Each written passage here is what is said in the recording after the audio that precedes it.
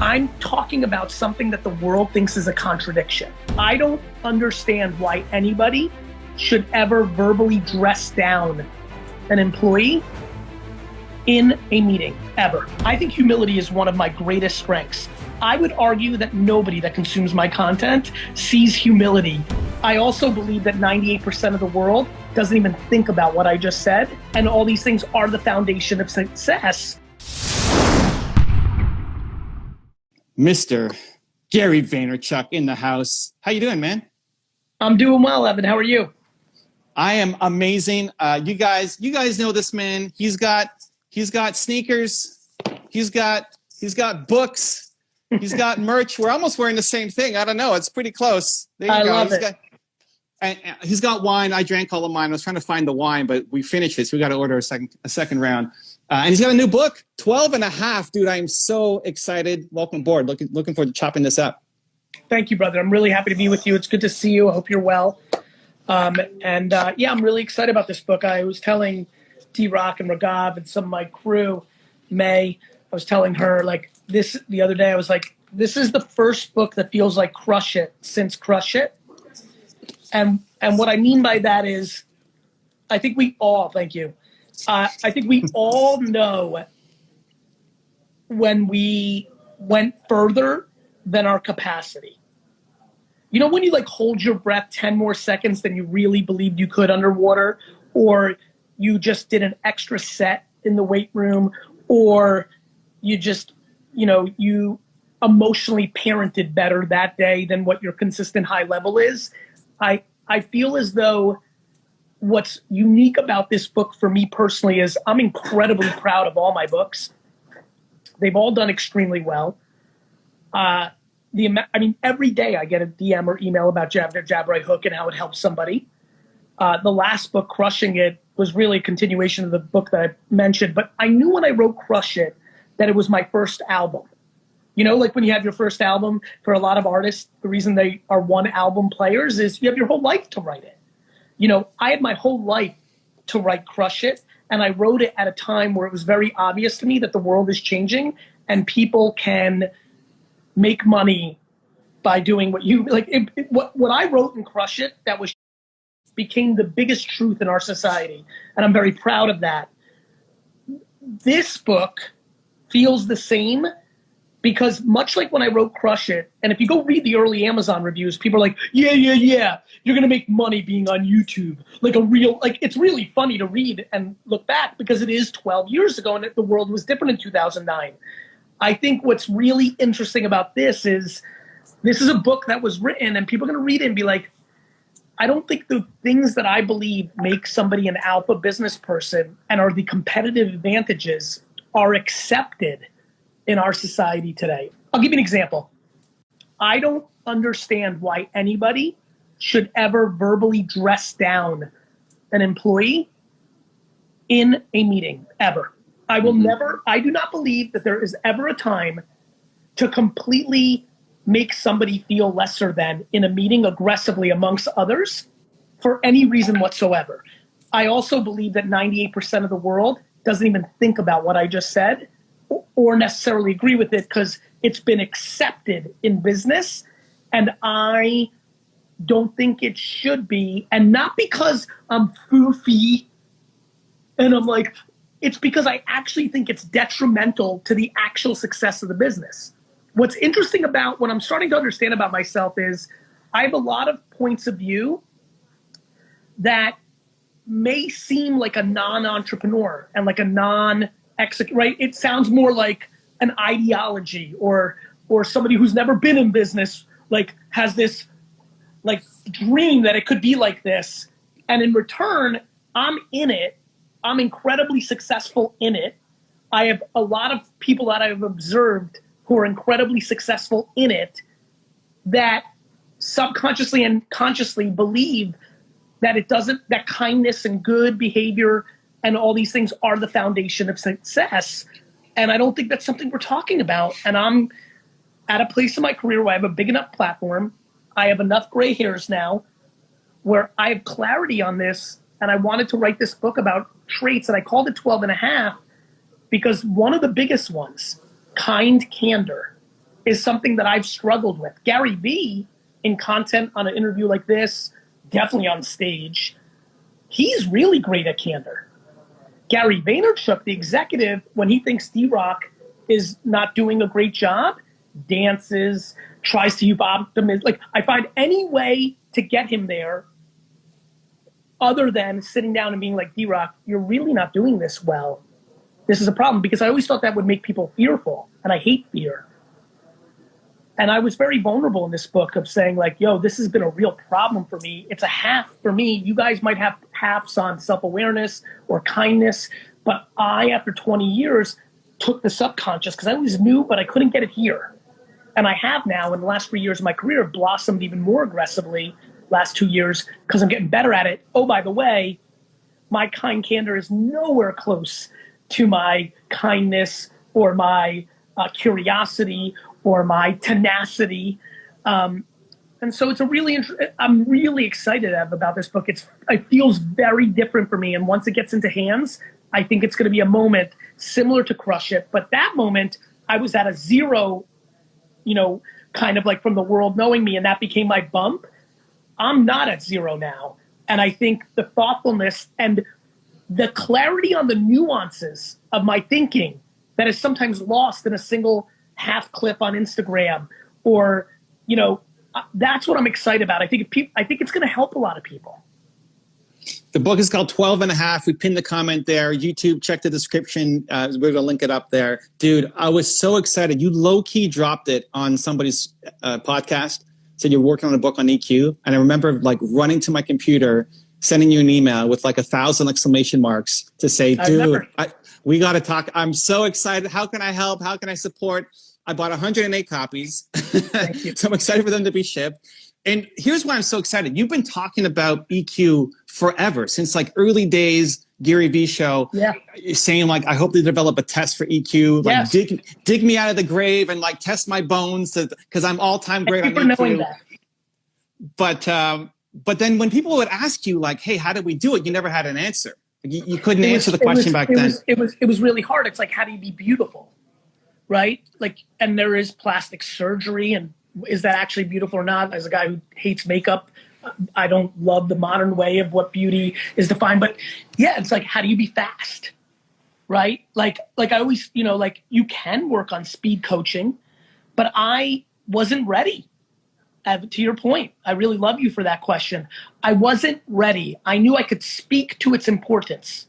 In this book, not only do I talk about what curiosity is and why it really matters to business, which I don't think is talked about enough either. This book was wild for me. It was perfect. COVID got me into my feelings in a way that I can't when I'm running, right? I had the time. I had the perspective. I just was in tune at a different level.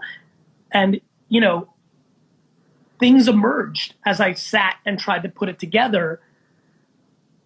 I really challenged myself. Not only do I stand up what they are and why they're important in business when it might not be obvious, I also create scenarios, what ifs, that are very specific that I think will help a ton of people.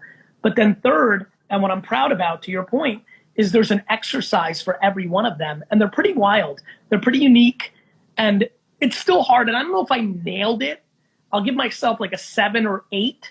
But that's better, to your point, than not attempting it at all. And some of them are pretty clever and I think are going to work. And I'm excited to see people doing them in the wild, these exercises that are in the book. Yeah, I mean, I love how you've been over the years dropping some nuggets: kindness, compassion, empathy, kind candor, etc. And now it seems like they've all come together in this book, which is like, I'm so excited. We got to read this. We got to share this. Like, let's spread the word. I'm so pumped for you. What's even weirder is I started working on this book in my head, and I got to remember when were we filming it? November, right before, right?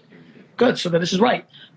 What's even wilder about this book is that the NFT thing happened after I wrote the book. Okay, good. So we did the book before I realized what NFTs were and stood up VeeFriends, which is now my new vehicle to share these good things that I've always had in me. Gary Vee has been the vehicle of compassion and kindness and empathy and curiosity and humility and like, right? But Gary Vee, the vehicle, for example, I think humility is one of my greatest strengths. I would argue that nobody that consumes my content sees humility, because in my communication of my content, I'm pure conviction and passion, which feels the reverse of humility. The only people that see my humility, even if you looked at D-Rock shaking his head, he's not doing it now, but like, I know you are. That's why I tried to get you. Like, my inner world is actually fascinated by my humility and the fact that they know that nobody sees it. And how do you talk about humility? Like, hey guys, I'm humble. Like, there's no way to land it when you talk about yourself. But I'm completely convinced. For example, do you know why Be Friends is a smash? Because I mix curiosity with humility. I was curious. I saw it. I'm so busy. My time is so valuable that it would have been very easy for me to say, I don't have the 100 hours to do this, to like really get there. But it was my humility that says, if I f up, I f up, but I got to see this, curiosity through. Most people, right? And you know this because your career has ascended, are like, am I going to really spend 150 hours on this that I don't have? And if it's a zero, I gave up all this other stuff, because people value transactional money too much and not lean into legacy, innovation, curiosity. So it's a really interesting thing that VeeFriends came along, because here's 12 and a half. And I'm like, ooh, I'm taking my emotional intelligence to the next level, like conversation. And now I have VeeFriends, which is 100% the transition of my career, from me being Hulk Hogan to me being Vince McMahon, from me being Mickey Mouse to me being Walt Disney. VeeFriends is going to create a scenario where I don't have to be the vessel anymore of these things that I believe in, which is great. Here's why. I don't land for everybody, Evan. I don't land. It's devastating to me that some people dislike me, let alone think that I'm not qualified or good. And I understand why. The way I communicate is going to turn off a percentage of audience, but Patient Panda might not turn them off, but Empathy Elephant might not, but Accountable Ant may not. And the fact that now, not only did I push myself further as Gary Vaynerchuk to stand up these very positive traits that can be the alpha winning traits, but now I also have an entire universe of characters that are going to take the baton from me and do a much more efficient job of teaching people these incredibly important traits that are not pushover, you get walked all over, you suck, you're a pansy. No. We've had it completely reversed in business world. Well, shout out to VeeFriends. Jonathan Garcia, he's in my Discord and he's watching here too, made a point to come to the Discord to say, I just went live with Gary Vee because I bought the, whatever the one was where you get to have the Zoom session. He's like, I didn't know where else to share it, but I just went live with Gary on Zoom. It was amazing. So you're definitely creating the ripple effects out there. Listen, you mentioned Vince McMahon. And in 2009, I asked you, who is your favorite entrepreneur of all time? And we made these trading cards, and Vince is on the front and there's Gary on the back. Kind of hard to see, but there you are. From 2009, we raised $170,000 for entrepreneurs to help them grow their business in Africa. I'm curious, Vince, you love the storytelling aspect and the IP and all that. Who, if you were going to make some cards of the top 3 to 5 people to model for kindness, empathy, the 12 and a half, they don't even have to be entrepreneurs, like leaders, politicians, religious, anybody, like who is the 3 of the 5 we should be modeling? Cass Lazaro. This is Mike Lazaro and Cass Lazaro, specifically Cass. They built a company called Buddy Media. The reason I can answer this is I started VaynerMedia in their conference room. Yeah. So I got to watch her be an HR-driven COO. See, and you might, you're so, first of all, I'm so humbled by how many nuances you know about me. It means you've consumed enough to know. So you probably also know I could, for a long time, consistently said I'm an HR-driven CEO. It was another way that I was talking about this, but I hadn't gotten to the level that I'm talking now. Even Vince is hard for me because I love Vince and Walt Disney from the storytelling creation of characters. But when you ask me this question, I don't know Vince or Walt Disney on how they treated their employees or their partners. I just don't. Notice where I went first. Cass Lazaro, I don't think is Kass. I don't think that's a name that most people on this call video stream know about. Mm-hmm. I can only say Cass Lazaro because I was in the beast of the belly watching her actually care about her people and the people. But I don't even know Cass all the way because I was only so close by being in that conference room for a half a year, but I had enough meetings with her and listened to how she talked. Now, did she execute against that? My intuition's yes, but I don't fully know. It's almost an impossible question for me because the only answers I can really give you is Wanda Pogue, my head of strategy, Claude Silver, our chief heart officer, right? I can tell you the people that I've watched navigate it here. Lisa Buckley, who runs my LA office. I know what she's about. I know how she rolls. When I think about 12 and a half, this is a very simple game. Who are the most humanitarian alpha business people in the world? And again, this is why I say alpha. I'm talking about something that the world thinks is a contradiction. Nice guys finish last is something I believe in zero. I love it. Listen, I believe this. I believe this in my soul. When people say, Gary, my kindness is taken advantage of. I'm like, your kindness is not. Maybe your inability to be candorous is. Maybe you're trying to manipulate a situation and act kind to get what you want. There's a lot underneath there, but we have these things. I just don't think that people think being empathetic is an alpha business trait. I don't think people think kindness is the foundation of business success. I actually do.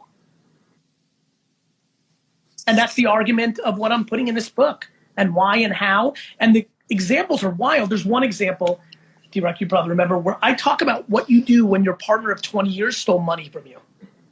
And the answer I give is an off-speed pitch.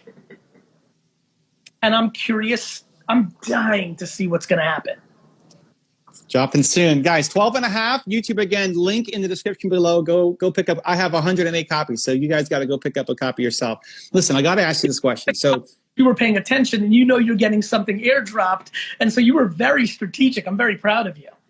Actually, so I am getting something airdropped. Somebody on my team, Drew, who was a fan, I was traveling that day when you made the announcement and the drop. And I came home late. I was exhausted. And he's like, you got to get on this thing from Gary. It's like, okay. Hey, I apologize. First of all, big shout out to Drew. There's somebody, I'll give you one. Mary Kate McGrath. She's in the comments. She says, kindness drives success.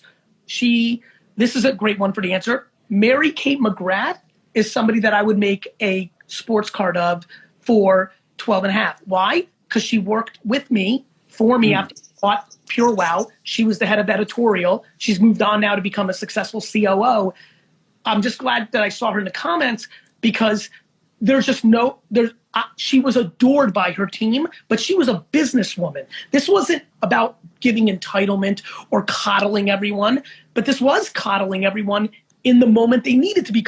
My mother, she coddled me when I needed. She punched me in the face when I needed. There's that balance. And I think we think too black and white. It's kind of like the political system, right? We've gotten so extreme that it's either this or that when it's always a piece of both and everyone's so caught up. So I'm glad you were in here, Mary Kate, another person I could speak to. The 12 and a half trading card, dude, you need help? We'll do it.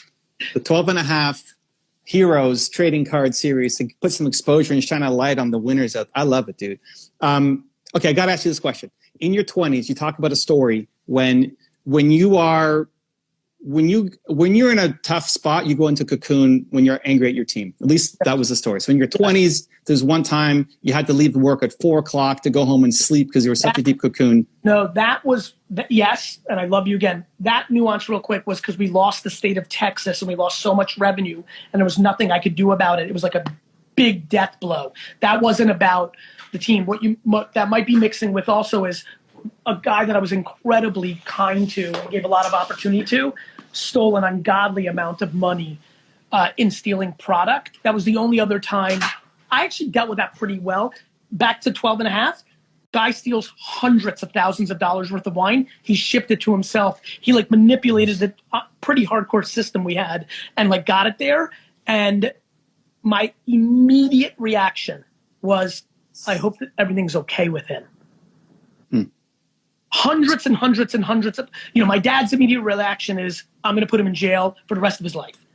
I remember the meeting like yesterday. My dad's like, jail, jail, jail. That's all he kept yelling, jail. I'm like, Dad.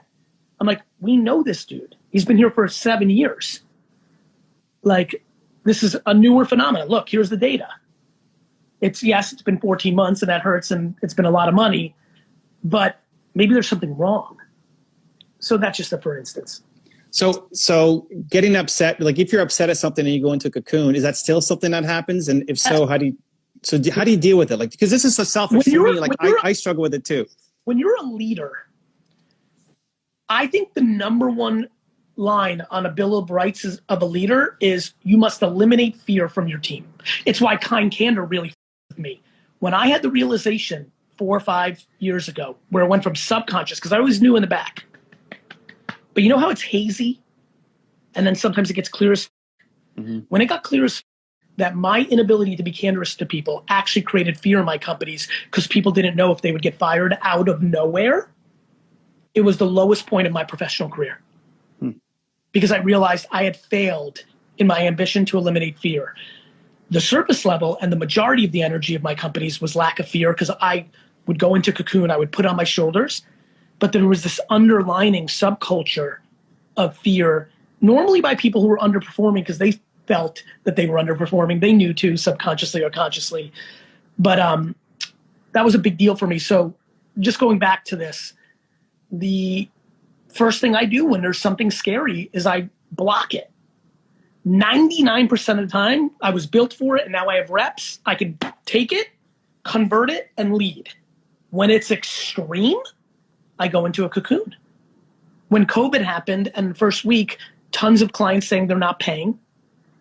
And the quick, 2 weeks later, my CFO says, we're not big enough or small enough to get any government help. I went into a 24-hour cocoon. I really thought. I walked in my parents' woods and thought and cocooned it because I don't want to project any negative fear. I believe that there are so many managers and leaders who the second they get something negative, take it out on their team. They're a funnel for it. Back to why people undress people in meetings. Their client is making them scared, so they're yelling at their team because that leader's not a leader. They think those people work for them instead of they work for them. I believe I work for every person out there. And do you think the cocoon is a good strategy or something you're working at getting better and faster at? The cocoon is still awesome. Adding kind candor once I analyzed on the other side was the addition that I had to do. And really the kind candor never came from a cocoon situation, AKA something very bad's happening, I'll block it and lead the troops.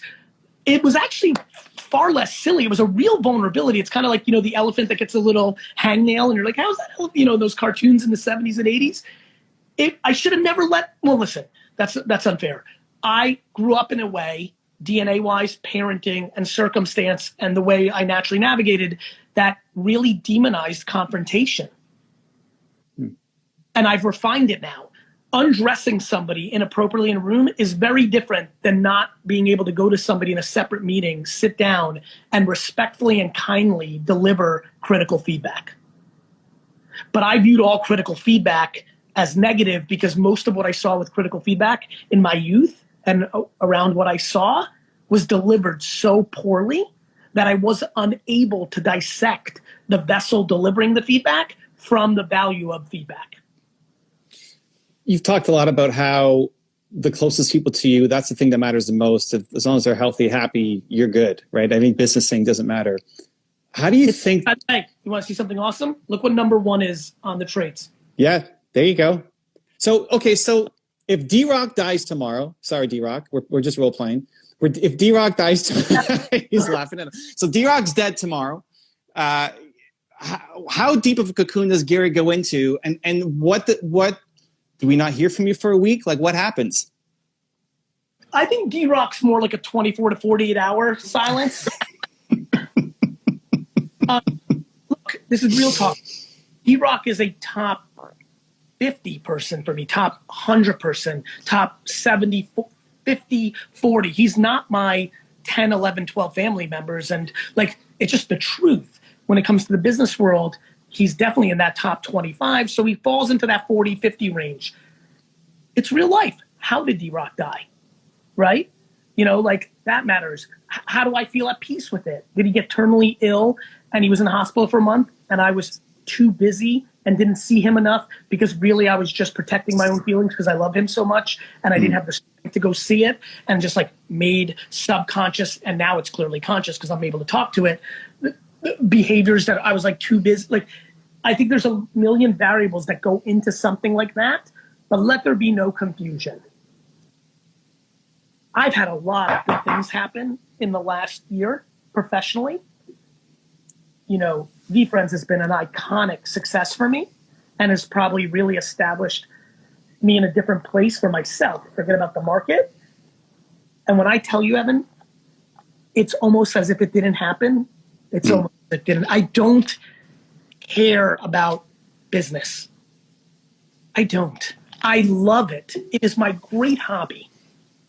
Business is my great hobby. It's why I love it so much. It's why I have so much energy. If people who love boating, sailing, skiing, golfing, tennis, cooking, watching movies, playing video games, that's how operating companies are for me. It is my hobby. I've been able to reconcile that. Oh, that's why I did lemonade and shovel snow. It wasn't that I was hungry or I didn't have money. It was that shoveling snow was more fun than sledding. And so the D-Rock scenario that you brought up, it would completely take over everything else. There would be nothing else in that week, 2 weeks. And then it would also be a pellet in my soul that would be a reference point to every hard day professionally. Because I would, in 7 years, when a really business day happened, I would say, but my dear friend D-Rock's not here to film it. So the f am I complaining about? Final question, because I know we got to wrap up. People often say, I wish I had a final chance to talk to somebody before they pass. And I think this might be a cool way to actually show 12 and a half in practice. So D-Rock is going to die tomorrow. This is still a scenario. What do you want to tell him and tell the world here before he goes? That he is an incredibly beautiful soul, and that I root for him extremely heavy to be happy, and that he made a lot of people really happy in a lot of ways, both with how he enabled me to do it and how he did it himself. And that is a lot more than most of the people that ever walked earth ever did for others. Gary Vaynerchuk, ladies and gentlemen, the book is called 12 and a half. I got 108 copies. Check the description on YouTube. Appreciate you, man. Thank you so much. Bye-bye. Evan, thank you so much for having a couple seconds and being able to tell the Believe Nation a little bit about Empathy Wines. It means a lot to me that you would take this valuable real estate and time on your channel to give me some love. It means a lot. It's just good karma points, and so you're awesome. Thank you. Believe Nation, if you're into wine at all, go to empathywines.com. My whole career's work was poured into producing a wine that rivaled $40 to $60 wine for 20 bucks a bottle. I'm just super excited about this subscription-based wine business. You can order 3, 6, or 12 bottles in subscription form, rosé, white, red. If you search on Instagram or Twitter, you will be blown away. People are literally like, I don't even like Gary Vee, but the wine's good. Super proud of the effort. Thanks, Evan, for the time. Wishing you guys all happy and healthy. If you want to learn how to market on social media like Gary Vee, check out the video right there next to me. I think you'll enjoy it. Continue to believe, and I'll see you there.